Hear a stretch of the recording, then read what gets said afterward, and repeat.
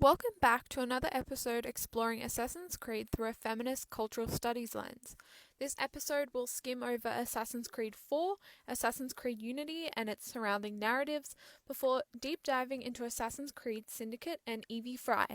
Assassin's Creed 4 Black Flag was released in 2013 and follows Edward Kenway during the golden age of piracy in the Caribbean.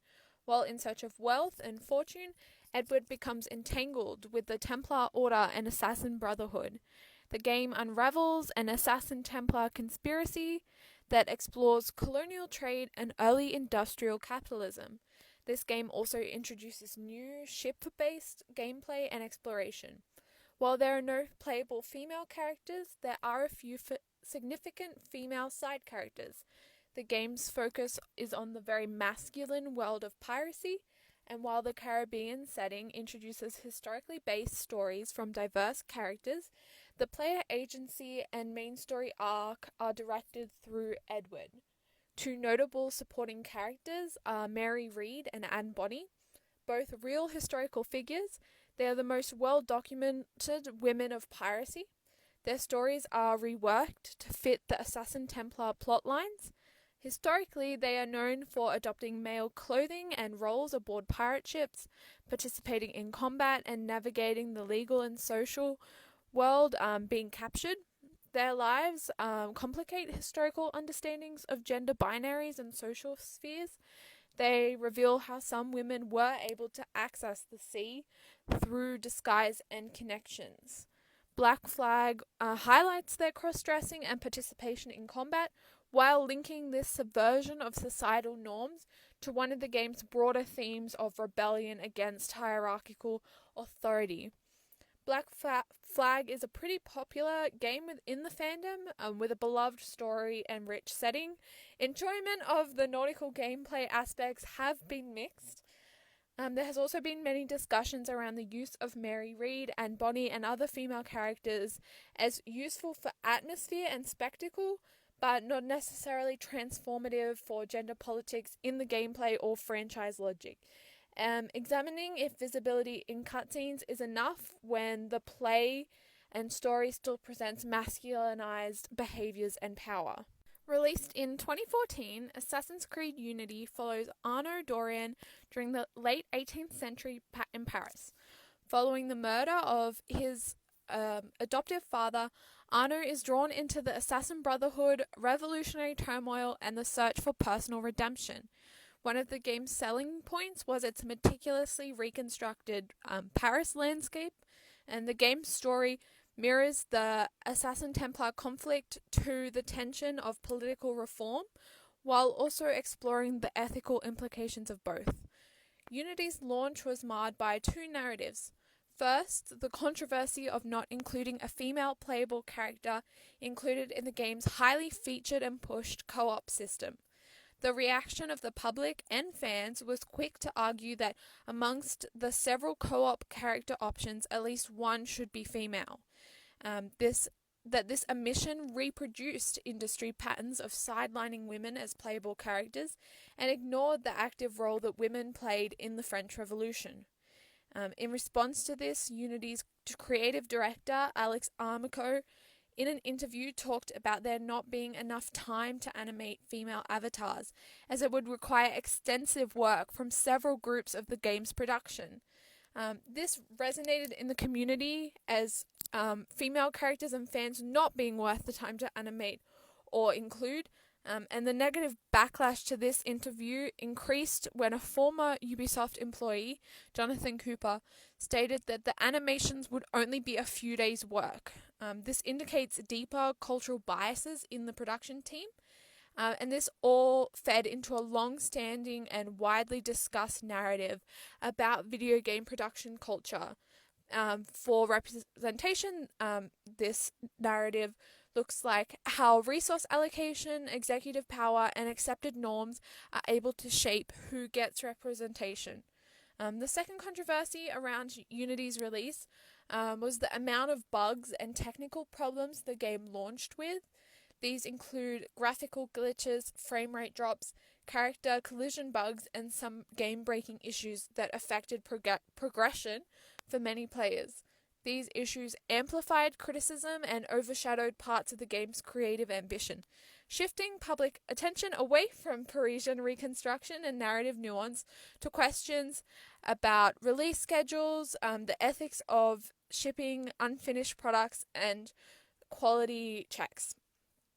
The game's main story includes several important female characters who all shape Arno's character and the politics of the revolution. Most notably is Elise de la Serre, the daughter of the Templar Grand Master who adopted Arno after his father's death as a child. Elise is quite prominent and in the game, heavily involved in the narrative, and while she is Arno's love interest, she is also very involved with some missions and political plots. Also, spoilers for an 11-year-old game, which that's a crazy amount of time. I hadn't realized it'd been that long since the game came out. Her death in the game is very narratively impactful, and her role as both Templar and love interest to assassin Arno creates very interesting dynamics and character possibilities. She presents a commitment to the Templars that is rooted in a coherent, ethical, and practical desire for order, institutional reform, and stability amid revolutionary upheaval that is her own. Her death being a pivotal turning point for Arno plays out a common trope of a woman's death functioning as moral instruction and motivational device for a man. Feminist critiques highlight this gendered pattern that women's losses are narratively mobilized to produce male heroism, rather than being treated as independent tragedies with their own ramifications. Elisa's commitment to the Templar Order brings in questions of if dying was necessary for her character, as our perspective in the franchise is largely from the Assassin Brotherhood, and Templar antagonists never usually end up making it out of the game alive. It also would have been cool if we could have played some missions as Elise, such as in Assassin's Creed Origins, where we get to play some missions as Aya instead of just Beg. This would have been a really cool opportunity to expand Elisa's importance to the players, and being another opportunity to play as a Templar, which has happened a couple times throughout the franchise, but not that often. And the French Revolution saw women participating in several revolutionary and counter-revolutionary activities. These include riots, bread marches, political clubs, propaganda production, and network communications. However, most of the aspects of women's revolutionary activities that we see in Unity tend toward atmosphere and set dressing, rather than extended engagement with women's distinct political projects and the consequences that they face for these. In Unity's world, these dynamics appear as textures that could have been foregrounded more consistently in narrative arcs or playable missions. Now to Assassin's Creed Syndicate, which is set during 1968 in Victorian London. The story follows twin assassins, Evie and Jacob Fry, as they arrive in London to free the city from Templar control. The twins also work to dismantle criminal syndicates, empower working-class communities, uncover political conspiracies, and work with historical figures. The game alternates between Jacob's overt combat-orientated confrontations with criminal gangs and Evie's stealth-first missions that emphasize infiltration, intelligence gathering, and targeted strikes. The start screen message, when you load up the game, that all the Assassin's Creed games start with, has changed from highlighting the game being worked on by a multicultural team of various religious faiths and beliefs to a multicultural team of various beliefs, sexual orientations, and gender identities, shows the change in who works on a game mattering, and an increased sensitivity to gender equality issues. This was the first Assassin's Creed game following the Unity Women Are Too Hard to Animate scandal and also Gamergate. Evie Fry is a dual protagonist of Assassin's Creed Syndicate, the first playable female character in a mainline Assassin's Creed game. Evie is not treated as an individual character, instead she is tied to her twin brother Jacob, the other protagonist. Syndicate focuses on allowing Evie to stand as her own character and creates distinct characteristics of each Fry twin that positions them as opposites but also two halves of a whole.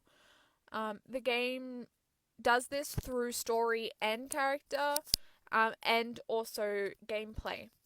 Jacob's confrontational and brash attitude, and Evie's dedication to the true assassin way, working in the shadows. Gameplay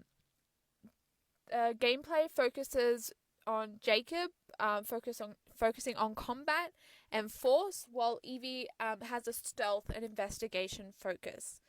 This shows that competence doesn't need to be synonymous with brute force.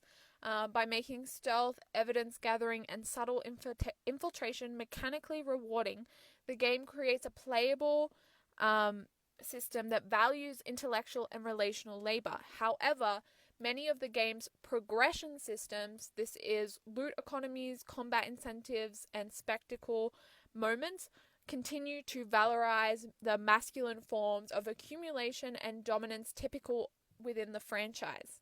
Despite Evie's mechanically supported alternatives, the franchise's internal economy, again, loot progression, synchronization rewards, notoriety systems,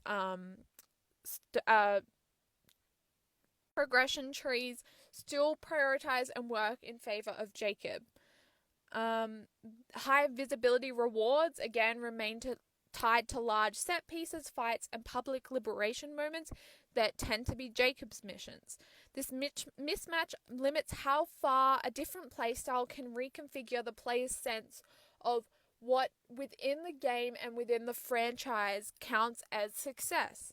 Evie's toolkit leans towards design possibilities, such as mission branches that resolve through negotiation, reputation systems based on community welfare, or progression tied to preservation rather than domination.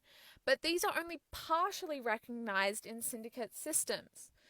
Evie Fry's inclusion does disrupt the series' prior pattern of sidelining women, giving a sustained female vantage point across missions and narrative beats. Visibility here matters politically and narratively. It offers players a durable female subjectivity rather than a token encounter or supporting role. Syndicate draws on Victorian histories of market women, reformers, philanthropic networks, but adapts them through a present-day lens that foregrounds empowerment and public female agency. This selective historic take makes room for women in public political life in ways that support contemporary values, but that simplifies forms of precarity, legal exclusion, and moral policing that constrained many 19th century women.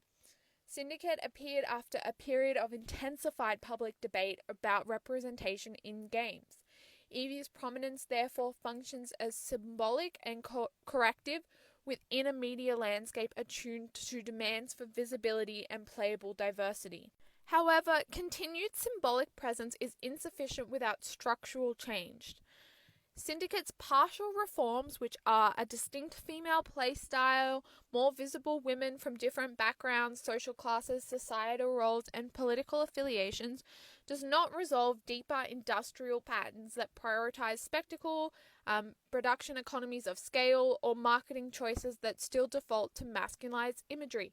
This can be seen in Syndicate's marketing, where despite being told and pushed that Evie and Jacob are equal and dual protagonists, the game's cover image centers Jacob, having Evie off to the side in the background with other background characters. The game's trailer also mostly features Jacob, completing some of his big spectacle missions, leaving Evie to once again feel like a secondary character. Evie's antagonist in Syndicate is Lucy Thorpe, the only female Templar and antagonist in this game's historical story. She is a Templar lieutenant an occult-minded researcher who serves as Crawford Starrick, the main protagonist's second in command. Narratively, she is coded as ruthless, intellectually driven, and invested in the Peace of Eden and historic power. Her arc culminates in confrontations that position her as an ideological and practical foil to Evie Fry and the twins' project to liberate London. Lucy's visible power is framed through intellect, secrecy, and control rather than through traditional domestic or relational roles, which disrupts the relatively common conservative gender scripting seen within the series. She occupies a rare space as a competent, high-ranking woman within the franchise's elite institutional antagonists, the Templars. Lucy's interests in occult knowledge and artifacts align with her mad scientist or occultist villain types, which historically have gendered inflections when embodied by women. Such traits that often map onto discourses of transgressions against normative feminine notions like care, calm, responsibility, and nurture are read through anxieties about female mastery over forbidden knowledge. Lucy's role as an elite Templar researcher echoes historical anxieties about women in intellectual or scientific domains. Women who claim authority in male-dominated spheres have been cast in fiction as destabilizing. Syndicate's selective historicism that then reproduces these familiar dilemmas. Women are made visible in positions of power, but their legitimacy is undermined through narrative condemnation. Thank you for listening.